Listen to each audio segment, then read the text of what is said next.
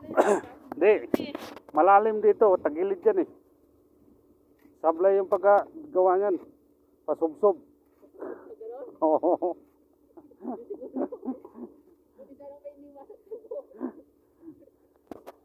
Yan.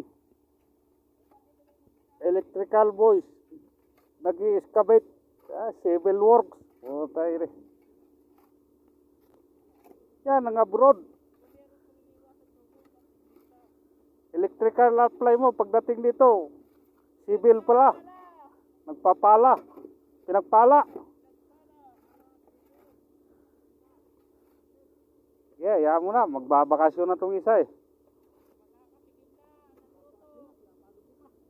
Dapat lang, exercise. Papakapagod ka muna bago umuwi.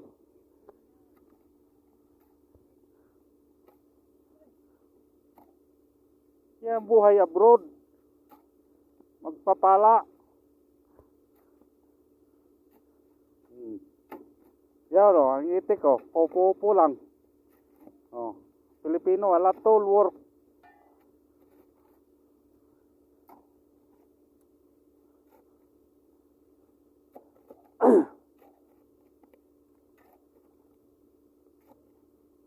Yan, dadaanan ng kable. Ito. Lahat. Yan, buhangin o.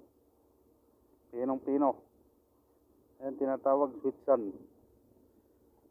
Baka sasabihin naman ni Sir Rico, alikabok yung buhangin natin. Powder yung buhangin natin, sabi ni Sir Rico. Powder daw. Ngayon, hindi na sasabihin powder. Sweet sun na talaga yan.